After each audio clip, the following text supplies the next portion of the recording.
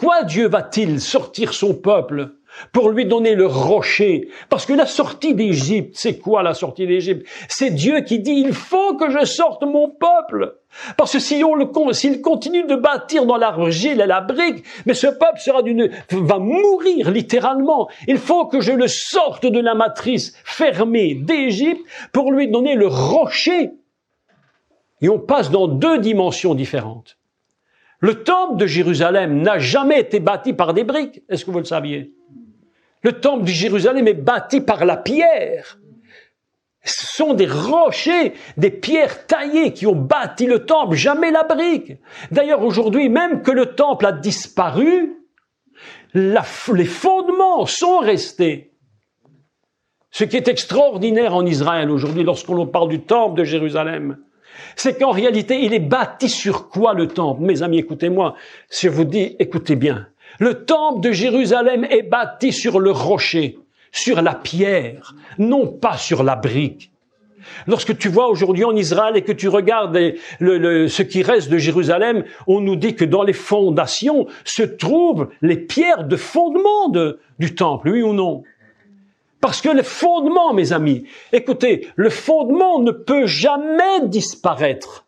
Le fondement du temple est fondé sur un principe qui est le suivant. La sortie d'Égypte est la pierre, le rocher. Et c'est à l'intérieur de ce rocher, de ce granit dur, que va sortir deux choses, l'eau et l'huile. Et à quel endroit de Jérusalem va-t-on produire l'eau et l'huile? Au temple. Selon qu'il est écrit dans la Torah, que c'est à l'intérieur du lieu saint qu'on produisait de l'huile sainte. Pourquoi? Parce que le temple est bâti sur le roc. Sans la sortie d'Égypte, mes amis, sans la sortie d'Égypte, il est impossible que le temple existe. Le temple n'existe que par la sortie d'Égypte. Je te sors de la brique et de l'argile pour te donner le rocher. Ça, c'est le secret du temple. La sortie d'Égypte, ce n'est pas seulement ce qu'on nous enseigne, c'est au-delà de ça. C'est la création du temple de Jérusalem. C'est à cause de la sortie d'Égypte. Et c'est dans ce temple-là que constamment on se rappellera. Et c'est pourquoi Dieu dit, souviens-toi lorsque j'étais sorti d'Égypte. Lorsqu'il donne les 10 paroles sur la montagne, Dieu dit à Moïse, Moïse, c'est moi, l'Éternel, ton Dieu, qui t'ai fait sortir du pays d'Égypte. Mais pourquoi il dit? Pourquoi est-ce qu'il lui rappelle cela avant de donner les 10 paroles? Voilà une question. Est-ce qu'il n'aurait pas pu appeler Moïse et dire à Moïse, écoute Moïse, voilà, j'ai 10 bonnes paroles à te donner, tu te tiens là, et moi, je fais le boulot, je te donne les tables, et tu as les 10 paroles. Est-ce que ça changeait quelque chose? D'apparence, non. Et pourtant, oui, ça change tout. Parce qu'il lui dit, je te donne 10 paroles parce que c'est moi, l'Éternel, ton Dieu, qui t'ai fait sortir d'Égypte. Autrement dit, si tu n'étais pas sorti d'Égypte, je ne t'aurais pas donné les 10 paroles. Question suivante. Pourquoi Dieu n'a-t-il pas donné les 10 paroles quand ils étaient en Égypte? Mais parce que quand Dieu te parle et que tu es dans l'esclavage, tu comprends même pas ce qu'on te dit. Il faut que tu sortes de l'esclavage pour ouvrir ta tête et pour que tu comprennes quelque chose. Beaucoup de chrétiens sont enfermés dans un Égypte incroyable. Dieu leur parle, mais ils ne comprennent pas. Parce qu'ils sont enfermés en Égypte. Ils proclament que Yeshua est mon sauveur, mais et tu le dis, mais tu vis en Égypte. Tu n'arrives pas à sortir de ton Égypte. Et tu dis, mais j'entends pas Dieu me parler. Comment Dieu te parle et te donne sa parole lorsque tu sors de l'esclavage? C'est pourquoi la première chose que Dieu demande aux hommes, c'est de sortir de l'esclavage du péché. Tant que tu vis dans le péché, il n'y a qu'une chose que tu peux entendre véritablement, c'est quitte l'endroit où tu es pour aller dans un autre endroit que je vais te donner. Je suis l'Éternel ton Dieu qui t'ai fait sortir du pays d'Égypte, de la maison de la servitude. Qu'est-ce que Moïse pense immédiatement? Qu'est-ce que Moïse entend à ce moment-là? Moïse entend une chose incroyable. Il entend, je te donne les 10 paroles Parce que je lui ai donné, pour détruire la matrice de l'Égypte, je lui ai donné 10 plaies. Il faut 10 plaies d'Égypte pour sortir le peuple. Pour sortir le peuple, il faut 10 plaies. Et pour le bâtir, il faut 10 paroles. Pourquoi 10? Pourquoi 10? Pourquoi 10? Mais tout simplement, mes amis, parce que 10, dans la Torah, c'est le code du nom de Dieu. La première lettre du nom de Dieu, celle dont Yeshua disait, la plus petite lettre serait enlevée de la Torah, et c'est la catastrophe. La Torah disparaît. La plus petite lettre, celle qui contient une concentration totale de la nature divine, c'est le Yud. Et le Yud vaut 10. C'est pourquoi la plaie, tout à l'heure je vous ai posé la question, et je vous ai demandé, mais pour ressusciter quelqu'un, qu'est-ce qu'il faut? Qu'est-ce que Dieu fait? Il déploie sa puissance, oui ou non? Il déploie la puissance. Comment la déploie-t-il selon le code de la Torah? Il le déploie avec le chiffre 10. 10 paroles pour bâtir le peuple, 10 paroles pour casser la matrice de l'Égypte, ce qu'on appelle les 10 plaies d'Égypte, et sortir le peuple de l'Égypte. Et lorsque Moïse entend « Je suis l'Éternel qui t'ai fait sortir de l'Égypte, de la maison de la servitude », Moïse sait très bien qu'il a fallu 10 paroles. Et Dieu va lui dire « Maintenant, je te donne 10 paroles pour te bâtir. » Est-ce que vous me comprenez bien? Voilà que Israël est en Égypte enfermé. Ils sont dans une matrice fermée, complètement fermée.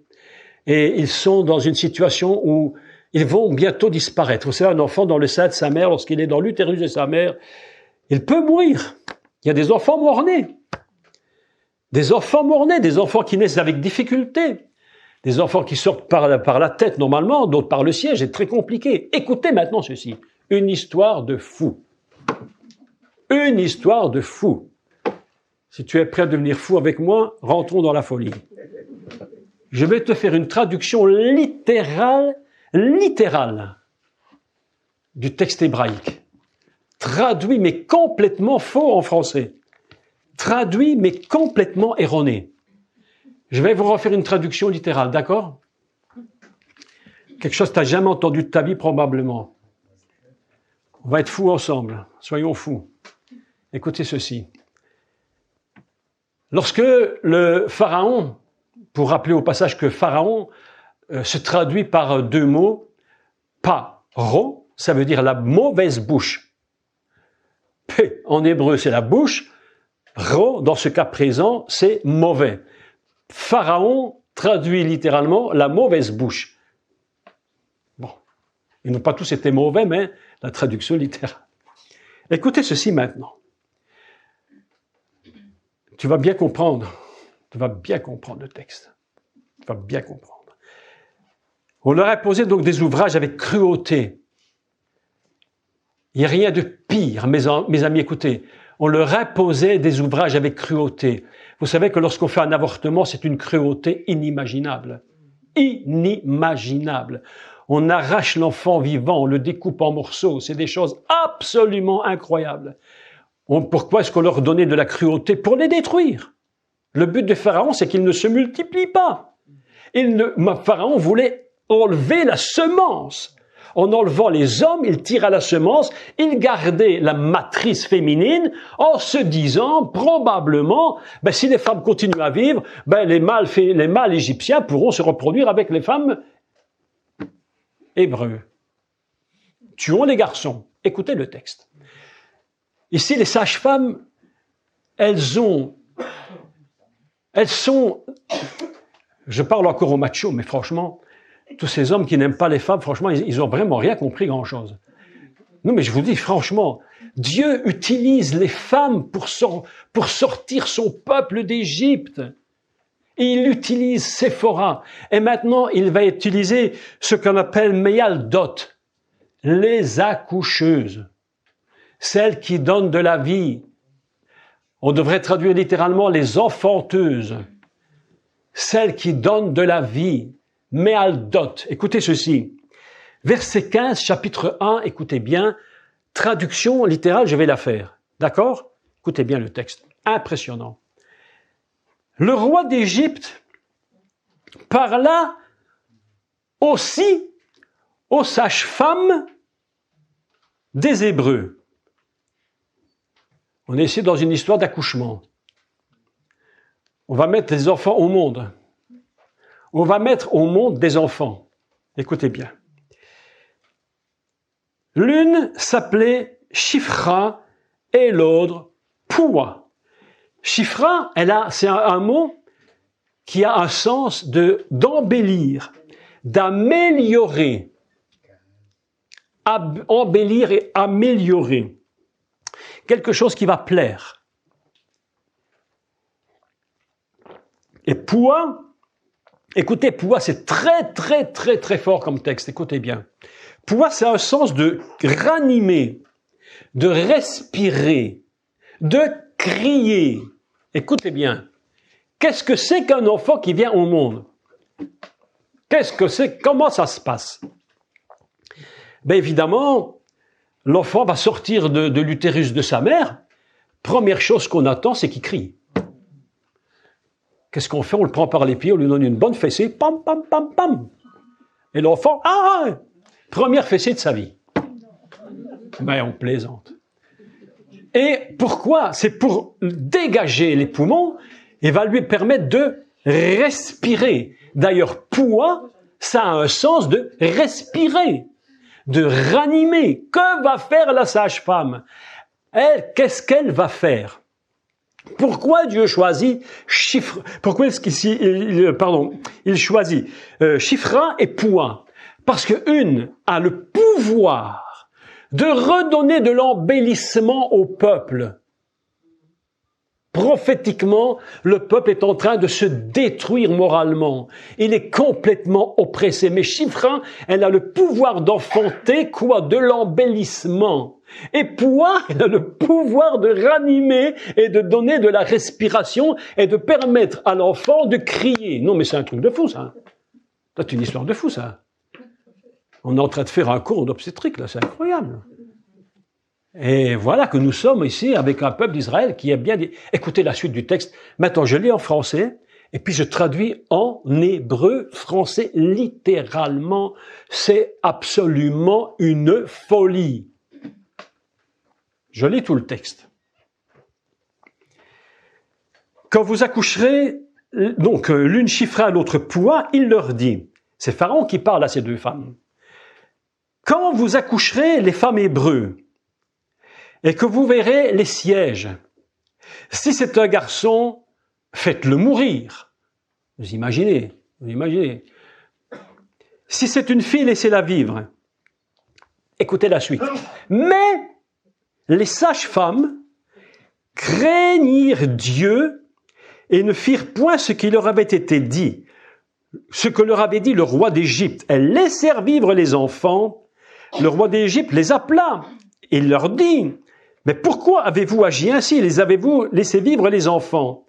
Ici, je vais vous révéler un des mystères de la Torah incroyable. Un des mystères incroyables, mais absolument incroyables. Quand je te dis qu'on est dans un autre monde, on est dans un autre monde. Hein? Les sages-femmes répondirent à Pharaon. Oui, mais c'est que les sages-femmes hébreux, elles ne sont pas comme les Égyptiennes. Hein? Tu comprends? Elles ont quelque chose de spécial. Hein? Elles sont vigoureuses. Autrement dit, les Égyptiennes sont faibles. Elles sont vigoureuses et elles accouchent avant l'arrivée de la sage-femme. Donc, ce texte est absolument incroyable. Elles vont se dégager du truc, alors qu'en fait, c'est un gros mensonge. Écoutez-moi bien. C'est un gros mensonge, mais je vais vous expliquer où se situent les paroles des sages-femmes dans un endroit que tu n'as même pas soupçonné où elles se situent. Écoutez bien. Et le peuple... donc Dieu fit du bien aux sages-femmes, beaucoup de chance, et le peuple multiplia et devint très nombreux parce que les sages-femmes, écoutez maintenant, avaient eu la crainte de Dieu et Dieu fit prospérer leur maison. Alors Pharaon donna cet ordre à tout le peuple, vous jeterez dans le fleuve tout garçon qui naîtra et vous laissez vivre toutes les filles, je passe donc deux choses. Une première, c'est la destruction à la naissance. Deuxièmement, c'est la noyade des enfants. Deux choses qu'il faut expliquer et qui sont les secrets de la sortie d'Égypte. Maintenant, traduction littérale. Littérale du texte.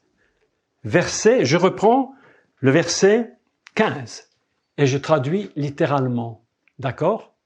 Écoutez bien ceci. Et vous allez voir que ce texte est une prophétie absolument gigantesque. Prophétie absolument incroyable. Le roi d'Égypte parla aussi aux sages-femmes des Hébreux, nommées l'une Shifra et l'autre Poua. Il leur dit, quand vous accoucherez les femmes des Hébreux, sur la double pierre. Sur la double pierre. Littéralement traduit. Nous sommes ici dans un texte incroyable, mais qu'est-ce que c'est que cette histoire? Comment peut-on traduire quand vous verrez les sièges? C'est pas ça qui est écrit. Évidemment qu'on devine bien que quand on regarde devant une fille ou un garçon, on n'est pas fou. Mais le texte ne dit pas ça. Il dit sur la double pierre. Je me suis dit, mais qu'est-ce que c'est que cette histoire? La Bible s'explique toujours par elle-même. Mais évidemment, il faut connaître les textes. Lisons maintenant un texte ensemble. J'aimerais qu'on prenne le prophète Jérémie. Nous allons lire Jérémie. Et je vais faire une traduction littérale.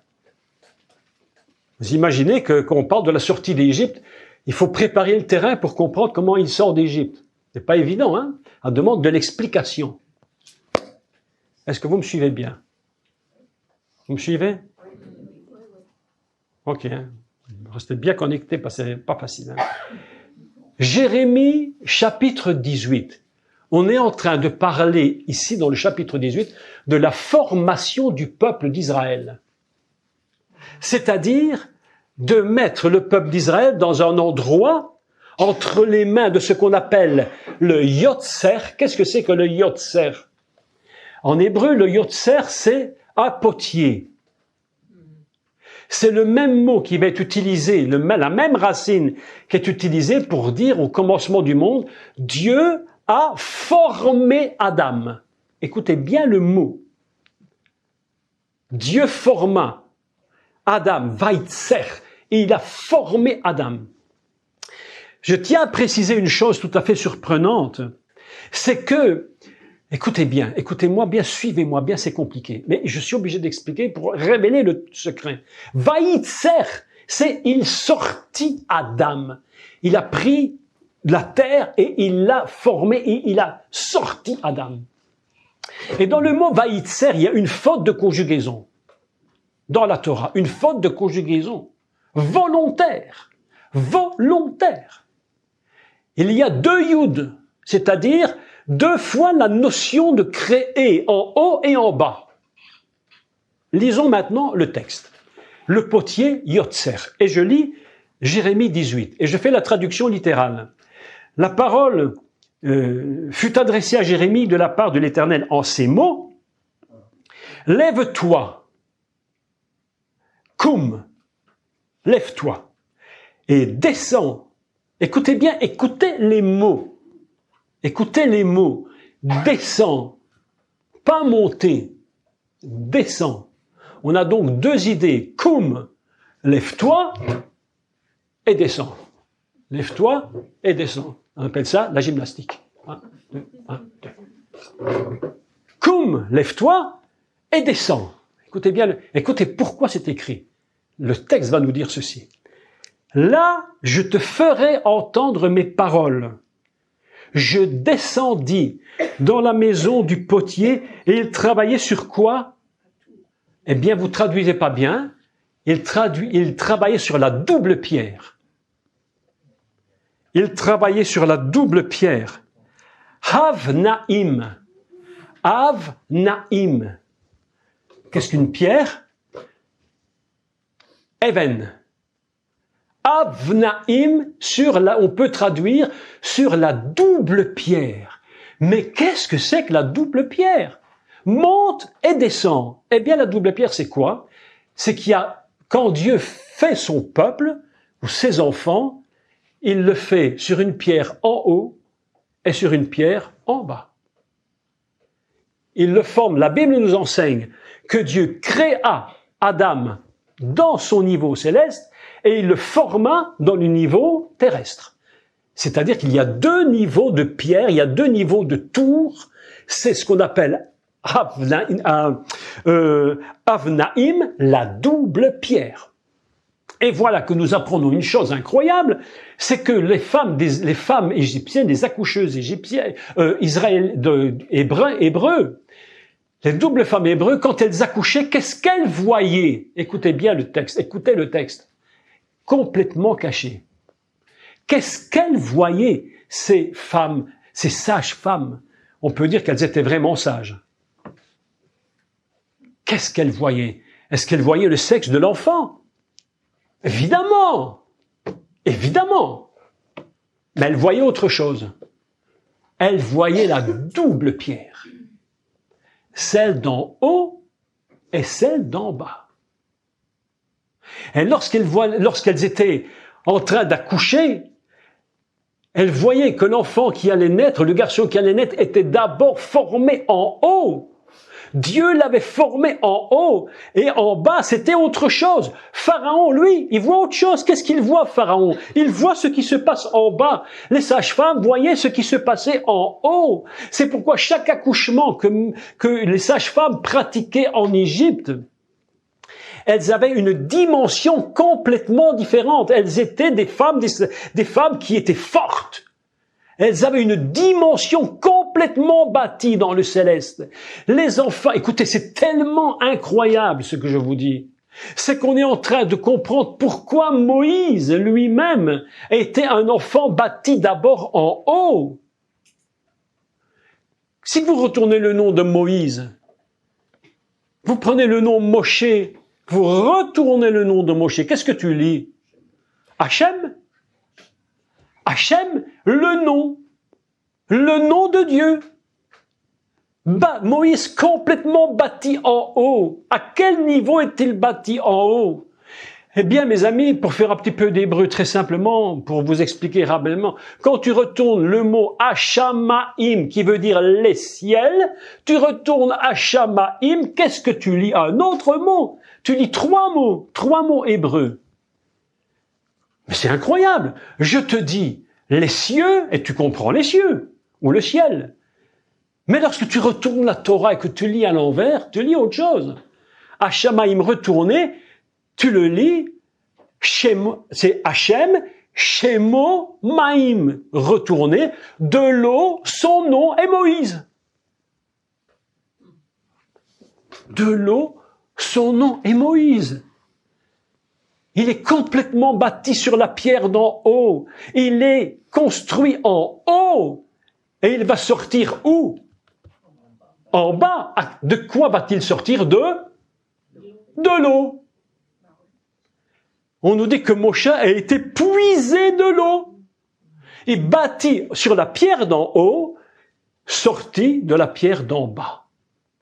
Ainsi, les sages-femmes hébreux, elles ont une vision incroyable. Lorsqu'elles vont accoucher les femmes hébreux, elles se rendent compte qu'il y a une création qui est bien plus élevée. Et elles n'osent pas toucher à ça. Elles n'osent pas y toucher.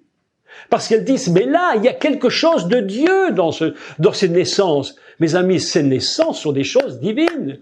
Lorsque quelqu'un avorte, lorsque quelqu'un tue un enfant, lorsque quelqu'un veut le supprimer, il ne touche pas d'abord à la pierre d'en bas, il touche d'abord à la pierre d'en haut.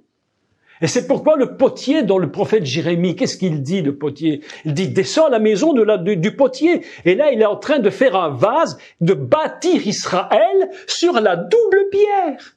C'est pourquoi c'est écrit ça. Il bâtit sur la double pierre. Absolument incroyable. Je vous parle de la sortie d'Égypte. Tant qu'on n'a pas compris tous ces grands principes, comment tu peux comprendre le peuple, il sort, il aurait pu rester enfermé, ça changeait pas grand-chose en finalité. Parce que Dieu a vu la puissance de la création d'Israël, de son peuple sur la pierre d'en haut. Le texte est incroyable. Incroyable. Il travaillait sur la double pierre. Vous imaginez un texte comme celui-là? Et nous apprenons maintenant que les sages-femmes sont en train de bâtir un peuple elles-mêmes sur la double pierre. Et Dieu les voit. Et c'est pourquoi elle dit, Dieu fit du bien aux sages-femmes et le peuple multiplia. Vous imaginez si les femmes, une sage-femme qui voit, écoutez, vous savez pourquoi? Écoutez une question. Je vous pose une question. Pourquoi y a-t-il tant d'avortements sur la Terre? Est-ce que vous savez qu'on a dépassé le milliard d'avortements sur Terre? Le milliard connu. On ne parle pas des inconnus. On en fait plus ou moins, je vais pas dire une bêtise, mais je crois qu'on en fait plus ou moins d'après les statistiques que j'ai vues du ministère de la Santé en France, plus ou moins 10 000 par jour. Pourquoi? Pourquoi tant d'avortements? Ma sœur, pourquoi? Eh bien, je vais te dire, parce qu'ils sont comme Pharaon. Ils n'ont vu que la pierre d'en bas et ils n'ont pas vu la pierre d'en haut. Et la sagesse des sages-femmes, c'est de voir, quand les enfants viennent au monde, qu'ils ont été d'abord bâtis là-haut. Et elles n'osent pas toucher à ce qui se fait là-haut. On n'ose pas toucher là-haut. Tout avortement qui se fait sur terre est en train de toucher le céleste. On touche la vie dans le ciel. Dieu lui-même souffre.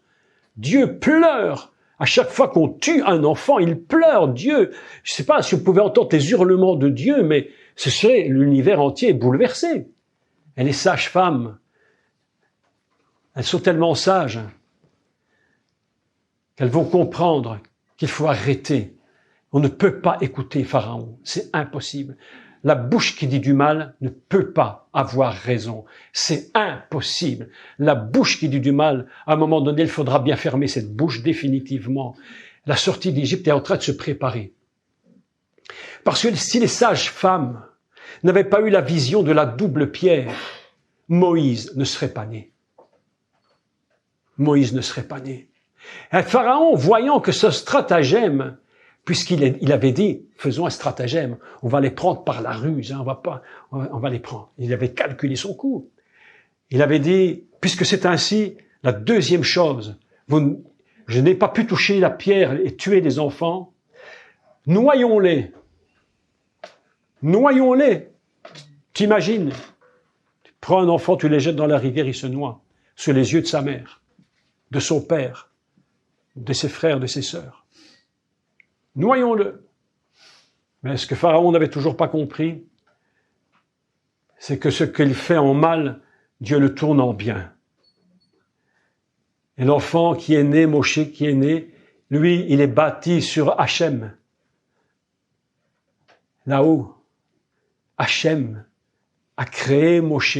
C'est extraordinaire. Et la Bible nous dit, il était dans l'eau, et son nom est Moïse. C'est incroyable. Pourquoi la Torah nous enseigne que Dieu fait le ciel et la terre? On aurait bien pu... Ok, basiquement, c'est une lecture. Mais c'est parce qu'en réalité, il va expulser. Et en expulsant, il va créer Moshe là-haut, dans une dimension céleste qu'on appelle Hashamaïm, de l'eau. Son nom est Moïse. Et lorsque l'enfant va être jeté dans l'eau pour être noyé, alors la mère était très subtile, elle avait tout de suite compris, sa mère. Qui a sauvé Israël? Qui a permis qu'Israël sorte d'Égypte? 3 femmes. Tsipora, femme de Moïse. Shifra Poua, les sages-femmes. Ah, ma sœur, quel job. Et la troisième. Vous imaginez? Lorsque ces femmes vont sortir, la maman de Moïse est la 3e femme que Dieu va utiliser pour sauver Israël d'Égypte. Et on vient me dire que les femmes se taisent, qu'elles n'ont rien à dire. Il vaut mieux une femme sage que 3 hommes imbéciles. Oui. Ils se croient tellement supérieurs. Et pourquoi les femmes? Pourquoi, j'ai déjà dit souvent, pourquoi les femmes sont les meilleures gagneurs d'âmes du monde? Parce qu'elles ont le pouvoir d'enfanter. Les femmes enfantent, même des âmes. Elles enfantent même des âmes. Que les hommes, eux, ils font beaucoup de cinéma. Mais en fait, il ne faut pas grand-chose. Les grands gagneurs d'âme, c'est des femmes. Elles sont faites pour engendrer. 3 femmes, Tsipora, les sages-femmes et la maman de Moïse, sont les 3 femmes qui fondamentalement vont sortir le peuple d'Israël d'Égypte. Et Moïse, là-dedans, qu'est-ce qu'il fait? Ben, lui, il va faire la suite du travail. On met beaucoup l'accent sur Moïse en disant, regardez Moïse, et c'est un homme exceptionnel, absolument exceptionnel. Mais sans ces 3 femmes, sans sa mère, sans son épouse et sans les sages-femmes, Moïse n'aurait jamais été là. Oui ou non? Est-ce que vous me suivez bien? Donc, ce matin, je fais l'introduction, cette petite introduction, toute petite introduction, pour vous parler dans les rencontres prochaines des choses très très complexes. Comment Dieu sort ce peuple d'Égypte? Comment il le sort? Et Moïse, non franchement Moïse, il est tellement incroyable ce personnage, que même dans l'Apocalypse on parle de lui. Et quand tous les élus se trouvent devant le trône de Dieu, on dit qu'ils chantaient le cantique de Moïse. Le cantique de Moïse, je ne sais pas, mais il est fondé sur ce principe. On ne peut pas faire renaître un peuple sans le féminin. C'est impossible. La responsabilité d'une femme dans la Torah et la responsabilité de toute femme ce matin, ici dans cette salle, la responsabilité de toute femme devant Dieu est absolument gigantesque. Je pense que le métier le plus incroyable du monde, je ne dis pas ça pour vanter, mais je pense que le métier le plus incroyable du monde, c'est sage-femme. Je me rappelle quand mon 2e fils est né, je vous raconte l'histoire ou pas? Bon. Mon premier fils aîné, c'était un sage homme. Il comprenait rien, le mec. Il a fait des études, il comprenait pas grand-chose. C'était notre tout premier fils aîné. Et voilà qu'elle avait des contractions. Alors, je paniquais, évidemment. Je savais pas de quoi il s'agissait. Je n'avais jamais entendu une histoire pareille de ma vie, moi. Mais alors, on a téléphoné au gynécologue. Non. Je vous ai dit que c'était dans 15 jours. Ah bon. Mais le temps passé, c'était pis en pire. Et c'était la nuit, vous savez. On est dans la nuit. On a retéléphoné. Ah non, ne me dérangez plus. C'est dans 15 jours, je vous ai dit, c'est pas maintenant. Mais ça commençait à devenir grave, parce que la fois, t'es prêt à sortir. J'ai dit à ma femme, écoute, allez, on va à l'hôpital, on est arrivé là. Qui on a rencontré? Non pas un sage homme, mais une sage-femme. Et elle a mis l'enfant au monde. Elle-même. Quand le médecin est arrivé, c'était trop tard. Mais on a dû le payer. Il n'avait pas fait le job, mais mon 2e fils aîné, on a dit maintenant les sages-hommes, on n'en veut plus des sages. On prend tout de suite une sage-femme. On était voir une dame, je me rappelle encore de son nom, elle est décédée aujourd'hui. On est parti la voir, une femme assez extraordinaire, une femme de l'expérience. Parce que dans ce métier, il faut de l'expérience. Il y a tellement de choses qui se passent. Il y a tellement de difficultés qui peuvent se produire. Mettre un enfant au monde, c'est quelque chose. C'est pas n'importe quoi. C'est parfois des difficultés, des mamans qui souffrent, on a besoin de tellement de compassion et en même temps tellement de connaissances pour savoir comment réagit le corps. On était voir une sage-femme qui, elle, était une femme d'expérience. Elle avait mis au monde, mais je vous raconte pas, je sais pas combien t'en as mis au monde, mais elle en a mis au monde, il y en avait un tiroir et à chaque enfant qui était né, elle faisait une photo. Elle le mettait dans le tiroir. Il avait des tiroirs remplis de photos. Je dis, mais c'est pas possible. C'est pas possible qu'une femme mette au monde 3-4 000 enfants, c'est impossible. Et mon 2e fils est né avec cette femme qui avait tout de suite compris ce qu'était mettre un enfant au monde. C'est pourquoi c'est un métier extraordinaire. Le grand secret de la sortie d'Égypte. Les sages-femmes ont commencé le travail. Qu'est-ce que c'est que cette sortie d'Égypte? C'est une femme en travail, avec les douleurs qui se trouvent dans la matrice. Cette matrice est complètement fermée. Il est impossible de sortir naturellement. Il faut que la matrice s'ouvre. Et au moment où la matrice va s'ouvrir, alors là, il y a tout un travail qui se fait, qui peut durer parfois quelques heures, parfois même quelques jours, parfois c'est dramatique. On est parfois obligé de passer dans des situations complexes. Et voilà que la matrice travaille, le corps travaille. Qui a préparé la sortie d'Égypte? Les sages-femmes. Parce que prophétiquement, en voyant la double pierre, elles se sont dit, ça, c'est pas normal, c'est pas du naturel seulement. C'est pas seulement un homme et une femme qui se sont unis pour faire un enfant. La double pierre, c'est d'abord une création de Dieu. Elles vont engendrer ce peuple. Prophétiquement, elles sont en train de préparer la sortie d'Égypte. Déjà, parce que le peuple d'Égypte va sortir dans des contractions terribles. Si Dieu n'avait pas sorti ce peuple par, j'allais dire une expression forte, mais par les forceps, s'il n'avait pas pris les 10 plaies, c'est-à-dire sortir en disant « je veux qu'il sorte, je le veux qu'il sorte d'Égypte », ben mes amis, si Dieu n'avait pas fait ça, ce peuple serait mort dans le ventre de la mer. C'était un mort-né.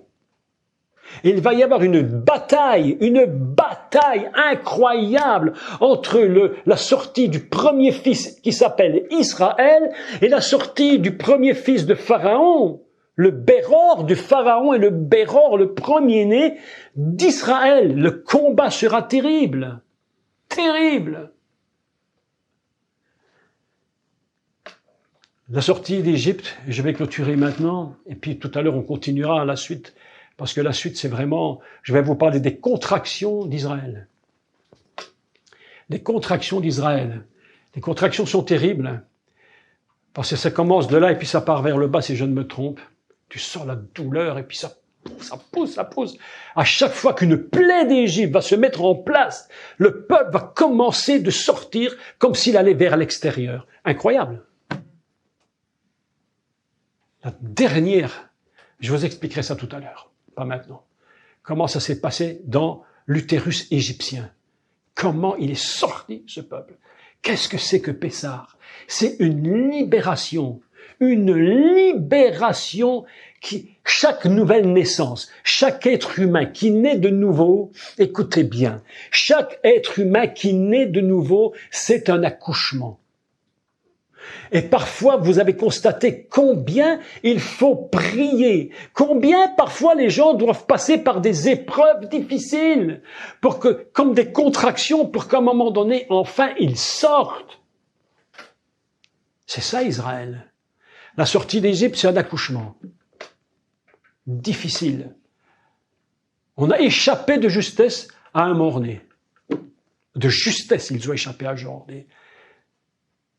On va aller les tuer lorsque l'enfant est dans le sein de sa mère et qu'il est attaqué par des virus, qu'il est attaqué par des maladies. Ça existe? Oui ou non?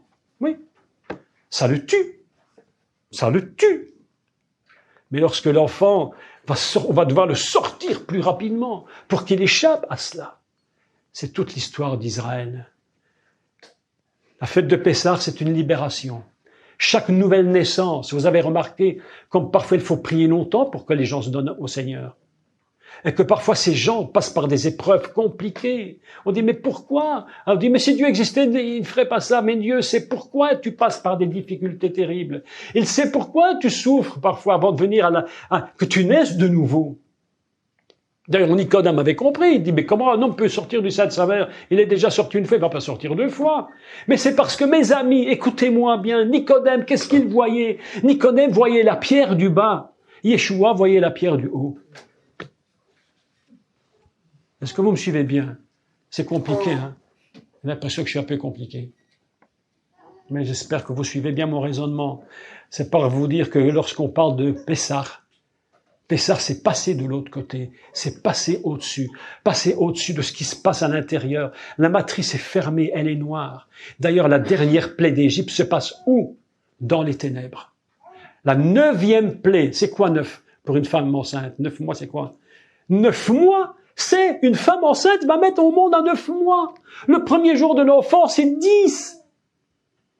Mais oui, 9 mois. Et c'est la 9e plaie que les ténèbres sont en Israël et que la lumière est à l'intérieur des ténèbres. Dans l'utérus, l'enfant Israël est en train de sortir par contraction. Il en a déjà eu 8. La 9e contraction est en train de se produire dans la matrice complètement ténèbres fermée. La lumière est au milieu, la lumière va éclater. Elle va sortir. C'est la naissance d'Israël. La naissance d'Israël. Et je vous parlerai des 10 plaies. Et la 10e, c'est quelque chose d'absolument fabuleux. Chaque plaie d'Égypte est une contraction d'Israël pour sa naissance.